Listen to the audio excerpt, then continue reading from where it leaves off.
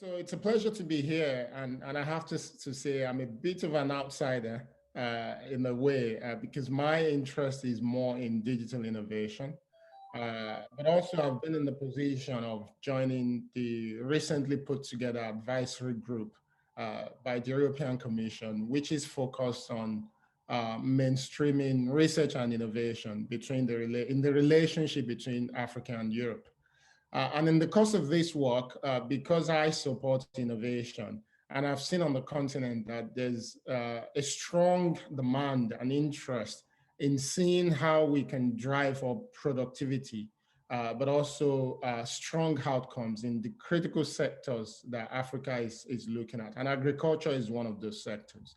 And as we can see, there's an emerging interest but also a growing interest in the application of digital innovation in particular in agriculture.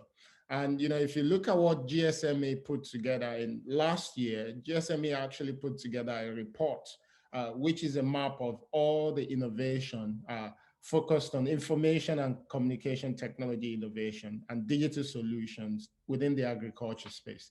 And GSMA found about 437 different innovations. And you may be asking yourself, as we talk about innovation, as we talk about research within the agriculture space, why is digital innovation important? There's so many reasons to why digital innovation is important. For those who are following the trends here, the opportunity for resources that goes into digital innovation is way much more than what you find for traditional research.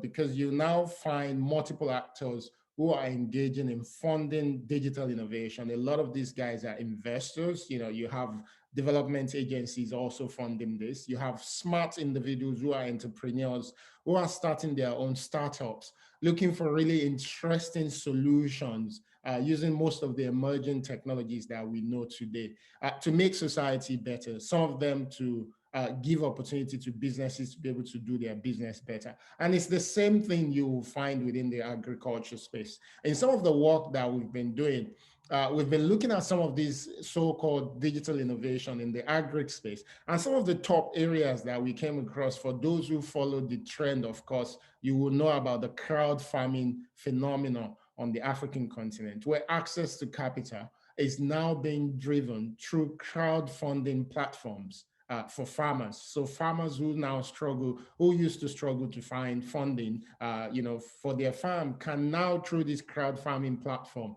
raise money from the crowd. And this is an exciting development that is cutting across the continent. We've seen the largest ones being Farm Crowdy, which is from Nigeria. Thrive Agric is another example, but also Complete Farmer is also one of those that are quite popular on the continent. And simply these guys use digital platforms to mobilize resources from the crowd, give it to farmers, get returns from the farmers and give it back to the investors. The jury is still out on how effective this model is. But this is an interesting model through which digital innovation is disrupting access to funding. Another one which we've seen, which is growing significantly, is actually precision agriculture, which is the use of things like remote sensing, satellite technologies to help farmers improve the efficiency of how they manage their farm.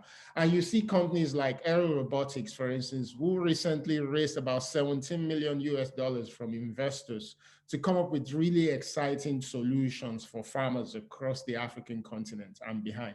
Some of these companies are also using technologies like drones to help farmers improve how they manage their farm and in essence, improve the outcome.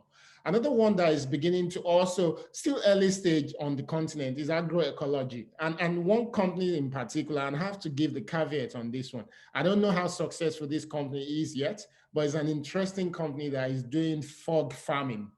It started out from Cape Town, where there was water crisis, and this company decided to research and come up with fog farming solution where they capture the fog and try to help farmers use the water from fog to actually farm.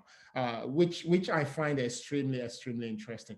The last one, which has been on the continent for a while, but is also now improving, is what we call the advisory and information services using digital solutions. As you start to see more farmers gain access to mobile telephoning, whether it's through their SMS or through internet, we're seeing more solutions that providing real-time data and information to farmers to help them improve.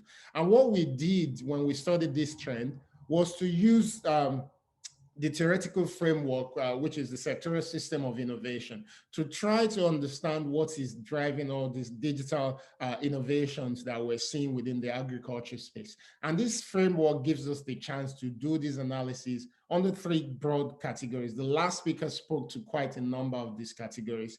But what we did was we looked at the actors and networks that are driving digital innovation that we're seeing on the continent. On the other hand, we looked at the knowledge and the technological domain. What do we now know, or what technologies are there on the African continent that is driving this emergence and surge in digital innovation within the agriculture space? And lastly, we looked at institutions. And by institutions, we mean policies, regulations, and norms that are driving innovation. And you will find that it's actually quite exciting. The reason why crowd farming became a thing, for instance, in most African countries was actually the fact that there was no regulations in place for crowdfunding. So this is how you see that lack of regulations at times can also lead to innovation, especially in the digital space. Because there was no policy for crowdfunding, people were able to create this platform, raise money from the crowd, direct it to the farmers, and in the process, they were able to give access to funding to some farmers. You know, what you are now seeing is some countries on the African continent are beginning to come up with crowdfunding policy, which is good, but we have to be careful that these policies don't then end up killing innovation. When you look at the actors and networks, and this is quite important for stakeholders within the agriculture space, that when we talk about innovation, let's not limit it to the traditional actors, because you're seeing the emergence of non-traditional actors and network that are participating in innovation within the space. So you're seeing the fact that smallholder farmers are contributing significantly. Aggregators are becoming also powerful in understanding how to innovate and how to get innovation to the farmers. Extension workers are still there. Off-takers are playing a major role as well, because as they're desperate to get more yields and get more results and produce from the farmers, they also want to ensure that the farmers can produce efficiently to meet their needs. You know, fintech startups are playing a major role. Financial service providers are becoming active.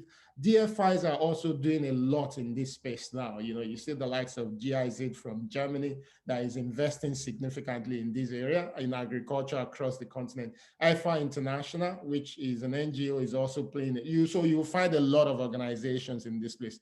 Tech investors, technology investors are becoming a major player in agriculture, so we cannot ignore them. So you have a list of all these organizations, GSMA, that are now becoming active in agriculture because they see the potentials for agriculture in Africa, and they understand that digital innovation can actually help to drive productivity and improve the outcomes of the sector.